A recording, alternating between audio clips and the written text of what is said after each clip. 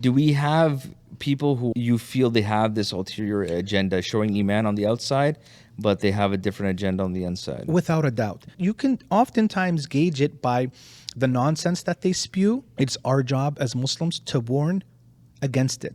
No, I'm not worried at all. I rely on God, Allah.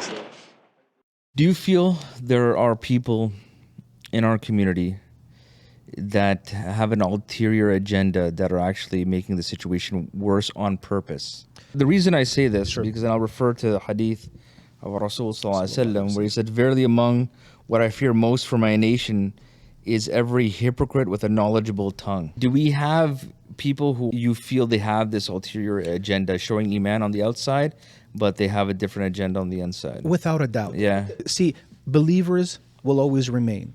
Disbelievers will always remain. And of course, hypocrites are not an exception. They too will always remain in the ranks of Muslims. See, hypocrites is not something of the past. It's something that's perpetual, right? It's something that keeps occurring. You can oftentimes gauge it by the nonsense that they spew, right? The ignorance that they deliver and the things that they speak about, right? Yes, so, no, they're out there, without a doubt. Yes, but I would just warn Muslims to be very careful with accusing someone specifically, simply because you might have someone who might not really be a hypocrite, right? They might be just completely overboard ignorant when it comes to the matters of Sharia.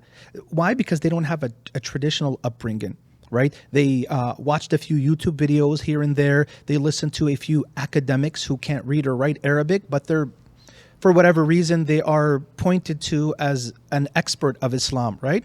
Not knowing how they get these titles, but let's just assume you're an expert of Islam, yet you don't know the basic Arabic, you don't know the difference between al-fa'il and al-maf'ul, but people are pointing to you as this expert of Islam. So, like, they really might mean well, right? But it's just they're ignorant, okay? And that might be an excuse that they have in front of Allah subhanahu wa ta'ala. But no, I think we all agree that, yes, hypocrites will always remain.